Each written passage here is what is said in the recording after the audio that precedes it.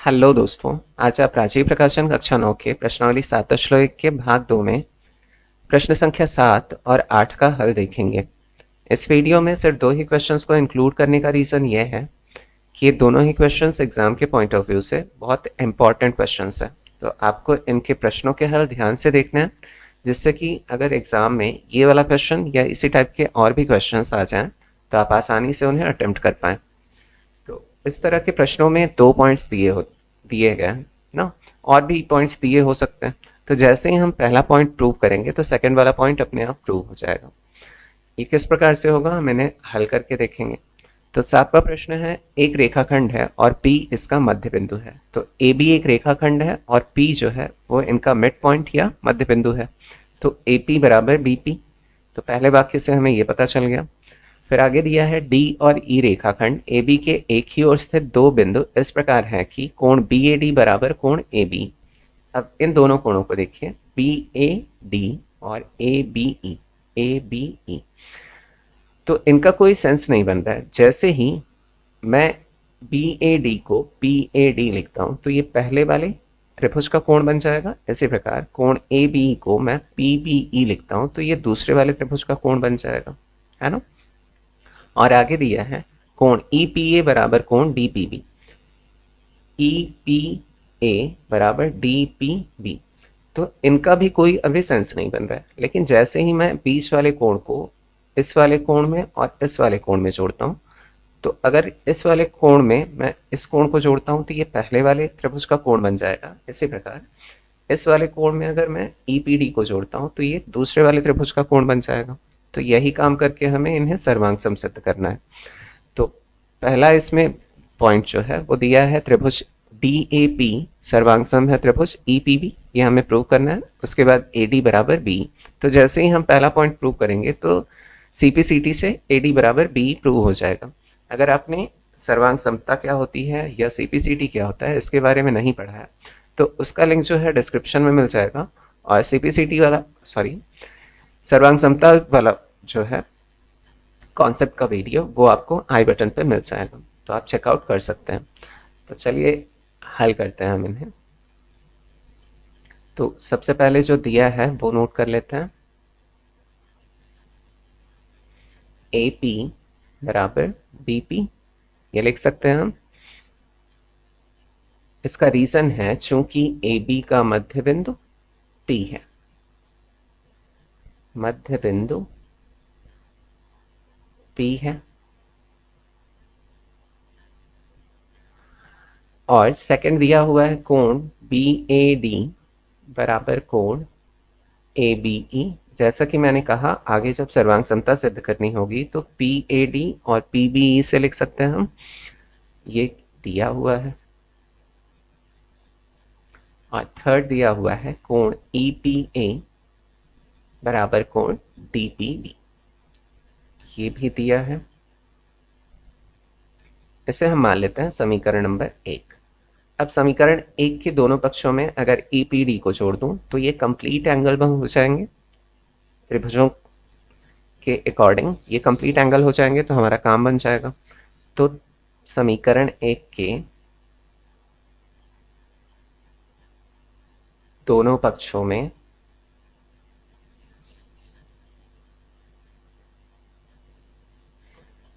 कोण E P D को जोड़ने पर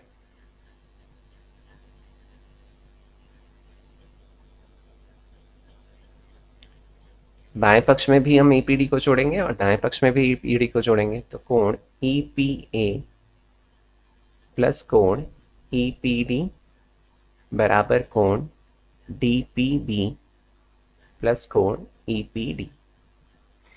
अब जैसे ही हम ई पी ए में इस वाले कोण में इसे जोड़ते हैं तो ये पूरा कोण हम ए पी डी लिख सकते हैं। इसी प्रकार डी पी बी में इस वाले में अगर इसे जोड़ते हैं तो हम इस पूरे कोण को क्या लिख सकते हैं, बी पी ई लिख सकते हैं। तो यही काम करेंगे। तो कोण ए पी डी बराबर कोण पी पी ई, ये हो गया। इसे हम मान लेते हैं समीकरण नंबर 2। तो अब चलिए सर्वांग समता सिद्ध करते हैं। 3 क्राइटेरिया हमें पूरी करनी होती है या 3 शर्तें पूरी करनी होती है। तो अब दोनों त्रिभुज ले लेते हैं। अब त्रिभुज DAP और त्रिभुज EBP में।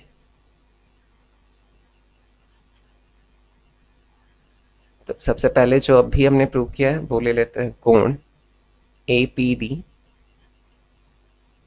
बराबर कोण BPE, ये समीकरण 2 से है। और दो साइड्स इक्वल हैं, वो है AP बराबर BP, ये हमने शुरू में ही लिखा था। और फिर जैसे कि मैंने बताया अभी आपको कि BAD को हम PAD लिख सकते हैं, इसी प्रकार ABE को PBE लिख सकते हैं। तो थर्ड वाला पॉइंट, क्योंकि दोनों त्रिभुजों को हमें इन दोनों त्रिभुजों में इंक्लूड करना है ना उन्हें, तो इसलिए इस प्रकार से लिखेंगे। तो कोण PAD बराबर कोण PBE, ये भी दिया हुआ है। अब तीन क्राइटेरिया पूरे हो गए हैं, एंगल, साइड, एंगल। तो इन दोनों त्रिभुजों को हम सर्वांग लिख सकते हैं, इसीलिए त्रिभुज DAP सर्वांग है त्रिभुज EBP के। अब ये किसकी वजह से हुआ है? ASA सर्वांग समता से। अब सर्वांग समता कितने प्रकार की होती है और सर्वांग समता किसे कहते हैं, इसके बारे में जानने के लिए आपको कॉन्सेप्ट का वीडियो देखना बहुत ही आवश्यक है। अगर आपने देखा है तो आप बिल्कुल समझ गए होंगे कि ये किस प्रकार से हुआ है। ठीक है, अब अगर दोनों त्रिभुज हमने कॉन्ग्रुएंट प्रूव कर दिया या सर्वांग सम प्रूव कर दिया है, तो यहाँ संगत भुजाएं और संगत कोण जो होंगे वो बराबर हो जाएंगे। जैसे कि कोण D बराबर कोण E हम लिख सकते हैं, यहाँ से ये संगत है। और कोण A बराबर कोण B, और कोण P बराबर कोण P ही। ठीक, इसी प्रकार संगत भुजाएं लिखना चाहे तो DA या AD बराबर BE, और इसी प्रकार AP बराबर BP, और फिर PD बराबर PE। तो यहां से हमें इस पॉइंट को प्रूव करना था ना, तो सेकंड वाला अपने आप प्रूव हो जाएगा। तो इसीलिए हम लिख सकते हैं, चूंकि त्रिभुज DAP सर्वांग है त्रिभुज EBP के, इसीलिए AD बराबर BE। और ये किससे होता है? CPCD से। CPCD को हम बोलते हैं corresponding parts of congruent triangles. तो ये था इसका हल। आई होप आपको अच्छे से समझ में आया होगा। तो चलिए अब अगले प्रश्न की तरफ बढ़ते हैं। आठवां प्रश्न है, एक समकोण त्रिभुज ABC में जिसमें कोण C समकोण है, M कर्ण AB का मध्य बिंदु है। तो कोण C समकोण दिया हुआ है, अर्थात ये वाला कोण समकोण दिया है, और कोई कर्ण है AB जिनका मिड पॉइंट M है। तो AM बराबर BM। तो इस वाक्य से हमें ये पता चला। फिर आगे दिया है C को M से मिलाकर D तक इस प्रकार बढ़ाया गया है कि DM बराबर CM। तो DM बराबर CM, ये भी दिया हुआ है। बिंदु को बिंदु से मिला दिया जाता है। दर्शाइए कि, अब इन सबको मिलाकर एक आकृति बन गई है और इन्हीं की सहायता से हमें इन चार पॉइंट्स को प्रूव करना है। तो पहला पॉइंट दिया है त्रिभुज AMC सर्वांग सम त्रिभुज BMD। तो जैसे ही हम इसे प्रूव करेंगे, इसी की सहायता से हम अगला वाला पॉइंट प्रूव कर पाएंगे, और जैसे ही सेकंड वाला पॉइंट प्रूव करेंगे उसी की सहायता से हम थर्ड वाला पॉइंट प्रूव कर पाएंगे, और जैसे ही थर्ड वाला पॉइंट प्रूव करेंगे उसी की सहायता से हम फोर्थ वाला पॉइंट प्रूव कर पाएंगे। तो चलिए यहाँ इन कोणों का पहले नाम दे लेते हैं। अब ये ऐसा क्यों कर रहा हूँ मैं, ये जब सेकंड वाला प्रूव करेंगे उसमें हम अच्छे से समझेंगे। तो सबसे पहले फर्स्ट वाला प्रूव करते हैं। पहला दिया है त्रिभुज AMC सर्वांग सम त्रिभुज BMD। तो अब दो त्रिभुजों को सर्वांग सम प्रूव करने के लिए हमें तीन क्राइटेरिया या तीन शर्तें पूरी करनी होती हैं। तो इन्हीं दोनों त्रिभुजों को लेंगे। तो त्रिभुज AMC और त्रिभुज BMD में, तो पहले दिया है M कर्ण AB का मध्य बिंदु है, तो हम लिख सकते हैं AM बराबर BM। अब इसका रीजन है चूंकि M AB का मध्य बिंदु है, मध्य बिंदु है। सेकंड के लिए हम अगर दो रेखाएं एक दूसरे को प्रतिच्छेद करती हैं किसी बिंदु पर, तो आमने सामने के कोण क्या होते हैं? बराबर हो जाते हैं। ये क्या कहलाते हैं? शीर्षाभिमुख कोण या वर्टिकली अपोजिट एंगल्स कहलाते हैं। तो हम लिख सकते हैं कि कोण ए एम सी बराबर बी एम डी। तो कोण ए एम सी बराबर कोण बी एम डी, और ये दोनों कोण क्या हैं? शीर्षाभिमुख कोण। शीर्षाभिमुख कोण, ये हो गया। अब फिर थर्ड वाला पॉइंट, डी एम बराबर सी एम ऑलरेडी दिया है, डी एम बराबर सी एम, तो ऐसे भी नोट कर लेंगे, डी एम बराबर सी एम, ये दिया है। अब हमने 3 क्राइटेरिया पूरा कर लिया है, साइड, एंगल, साइड, तो हम लिख सकते हैं त्रिभुज ए एम सी सर्वांगसम है त्रिभुज बी एम डी के। तो इसीलिए त्रिभुज ए एम सी सर्वांगसम है त्रिभुज बी एम डी के। और ये कौन से नियम से हुआ है? साइड, एंगल, साइड, सर्वांग समता से।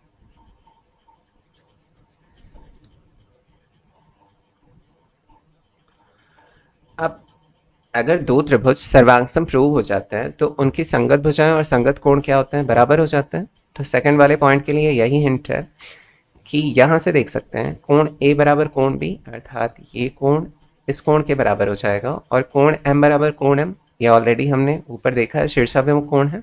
और फिर कोण सी बराबर कोण डी, ये वाला कोण बराबर इस वाले कोण के। चलिए इनके संगत कोण और संगत भुजाएं साथ में लिख ही लेते हैं जिससे आपको क्लियर है, ठीक है। तो कोण ए बराबर कोण बी, ये संगत कोण है, और इसके बाद कोण एम बराबर कोण एम, ये तो ऑलरेडी दिया है, और कोण सी बराबर कोण डी। अब जिसका नाम मैंने दिया है, डी को 1 दिया है और सी को 2 दिया है, तो यही आगे काम आएगा जब डीबीसी को हम समकोण प्रूव करेंगे। और संगत भुजाएं कौन कौन सी हैं? ए एम बराबर बी एम, तो ए एम बराबर बी एम, और फिर एम सी बराबर एम डी, एम सी बराबर एम डी, और थर्ड वाला है सी ए या ए सी बराबर बी बी या बी डी। तो हम लिख लेते हैं ए सी बराबर बी डी। अब इसे याद रखिएगा, ए सी बराबर बी डी, ये सारे क्या हैं? सी पी सी टी से हैं ना, तो इसे याद रखिएगा क्योंकि ये आगे काम आएगा। तो इसे हम ए सी बराबर बी डी को समीकरण नंबर 1 बना लेते हैं, ठीक। तो चलिए अब सेकेंड वाला पॉइंट प्रूव करते हैं। तो सेकेंड वाला पॉइंट है कोण डी बी सी एक समकोण।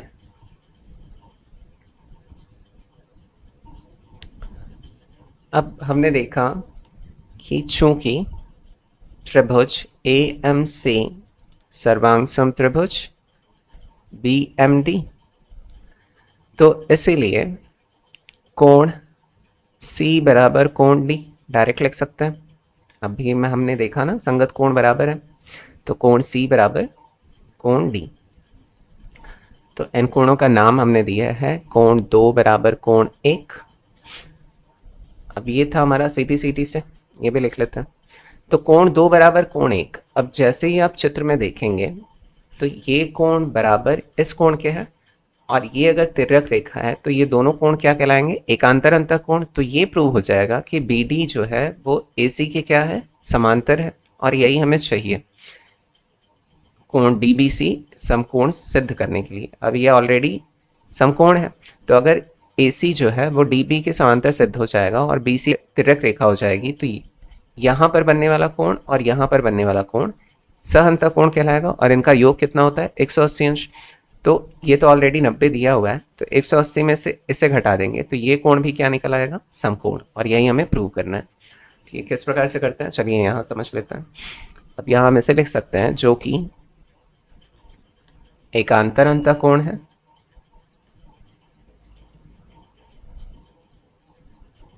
कोण है, अतः AC समांतर होगा DB के। इसका हम रीजन लिख सकते हैं एकांतर अंतः कोण अभिगृहित के विलोम से। अब विलोम क्यों लिख रहा हूं? क्योंकि हम उल्टा प्रूव कर रहे हैं, अर्थात एकांतर अंतः कोण को लेते हुए इन्हें समांतर प्रूव कर रहा हूं। अगर समांतर लेते हुए एकांतर अंतः कोण प्रूव करता तो सिर्फ लिखता एकांतर अंतःकोण अभिगृहित से। तो ये विलोम कर रहे हैं अर्थात उल्टा कर रहे हैं, तो इसलिए विलोम, अभिगृहित के विलोम से। तो ये हो गया। अब फिर हम आगे लेंगे अब AC समांतर DB और BC तिर्यक रेखा है या प्रतिच्छेदी रेखा है। तब अब यहां देख लीजिए, कोण B बराबर कोण B प्लस कोण C या DBC प्लस ACB बराबर 180 अंश होना चाहिए। ये दोनों क्या है? सहअंतः कोण है। तो कोण ACB प्लस कोण DBC बराबर 180 अंश। इसे हम लिख लेंगे सहअंतः कोण या को इंटीरियर एंगल बोला जाता है इन्हें, या तिर्यक रेखा के एक और बनने वाले अंतःकोणों का योग 180 अंश होता है, ऐसा भी लिख सकते हैं। अब ACB बराबर हमें पता है 90 डिग्री है, प्लस कोण DBC बराबर 180। तो कोण DBC बराबर 180 माइनस 90, तो कोण DBC बराबर 90 अंश, और यही हमें प्रूव करना था, इसलिए हम लिख सकते हैं अतः कोण DBC एक समकोण है।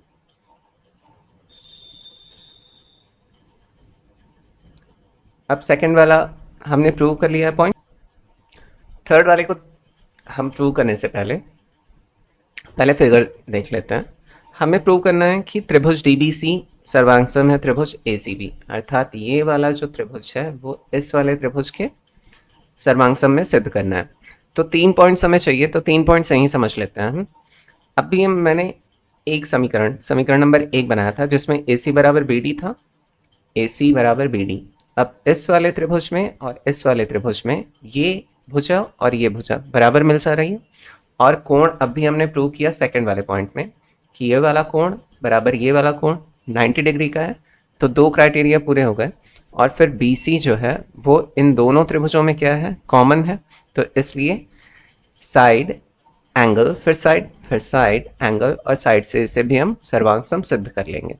तो चलिए अब जो 2 पॉइंट्स हमने प्रूव किए हैं उन्हीं की सहायता से थर्ड वाला पॉइंट प्रूव कर रहे हैं। तो थर्ड वाला पॉइंट हम नोट कर लेते हैं जो दिया है, त्रिभुज DBC सर्वांगसम त्रिभुज ACB। तो इन्हीं दोनों त्रिभुजों को लेकर सर्वांगसम सिद्ध कर लेंगे। तो त्रिभुज DBC और त्रिभुज ACB में, तो शुरू में ही मैंने AC बराबर BD, ये समीकरण 1 में मैंने बताया है कि संगत भुजाएं और संगत कोण क्या होते हैं? बराबर होते हैं। तो यहाँ से AC बराबर BD मिल गया था, तो समीकरण 1 से। और सेकंड वाला पॉइंट अभी हमने प्रूव किया है कि कोण DBC बराबर कोण ACB, ये दोनों कितने हैं? 90 डिग्री के हैं। और फिर BC बराबर BC, ये दोनों क्या है? उभयनिष्ठ भुजा है, उभयनिष्ठ भुजा या कॉमन साइड है। इतना हो गया। तो अब 3 क्राइटेरिया तो पूरे हो गए, तो हम आसानी से लिख सकते हैं कि इसीलिए त्रिभुज DBC सर्वांगसम है त्रिभुज ACB के, और ये कौन से नियम से है? SAS सर्वांग समता से, अर्थात साइड एंगल साइड सर्वांग समता से।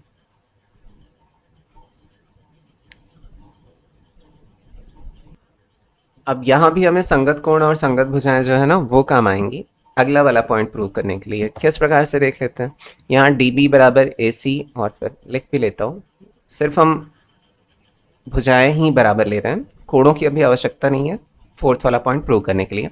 तो DB बराबर AC, CP/CT से हो जाएगा। इसी प्रकार BC बराबर CB, दोनों बराबर ही हैं, तो BC बराबर BC ना, क्योंकि कॉमन आ रहा है ना, यहाँ भी देख सकते हैं। तो BC बराबर BC, और थर्ड वाला मिलेगा हमें CD बराबर BA, या DC बराबर AB, ये भी लिख सकते हैं DC बराबर AB। तो ये तीनों किससे हैं? CP/CT से हैं।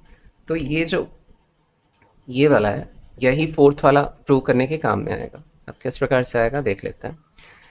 चूंकि त्रिभुज DBC सर्वांगसम है त्रिभुज ACB के, इसीलिए DC बराबर AB CPCD से। अब दोनों पक्षों में हम 2 से भाग दे देंगे, तो दोनों पक्षों में 2 से भाग देने पर 2 से भाग देने पर तो BC/2 is equal to AB/2। अब यहाँ हम थोड़ा चित्र देख लेते हैं, तब समझ में आएगा। अगर DC का हाफ करता हूँ मैं, DC का हाफ करूँगा तो M जो है वो मिड पॉइंट है।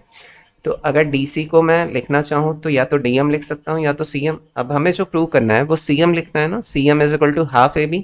तो इसलिए मैं क्या लिख दूँ, यहाँ पर CM ले लूँगा इसे, DC का हाफ अर्थात CM। तो इसे CM ले लिया और यहाँ इसे अलग कर लूँ तो हाफ और AB को साइड में लिख सकता हूँ। तो यही तो हमें प्रूव करना था, तो ये प्रूव हो गया आसानी से। अब यहाँ रीज़न भी लिख सकते हैं, चूँकि CM is equal to half DC, या फिर इसे हम DM भी लिख सकते हैं। अब हमें जिसकी आवश्यकता थी वही लिख लिया, या तो हाफ DC को हम CM लिख सकते हैं या तो DM लिख सकते हैं। अब जो प्रूव करना था इसलिए मैंने CM ही लिखा है। तो ये भी क्या हो गया, इति सिद्धम। आई होप आपको क्वेश्चन बहुत अच्छे से समझ में आया होगा। अब चारों जो पॉइंट्स हैं एक दूसरे से बहुत ही अच्छे तरीके से कनेक्टेड थे, तो 1 बाय 1 हमने इन्हें प्रूव कर लिया। ठीक है, तो नेक्स्ट वाला जो पार्ट है वो बहुत जल्दी मैं अपलोड करूँगा।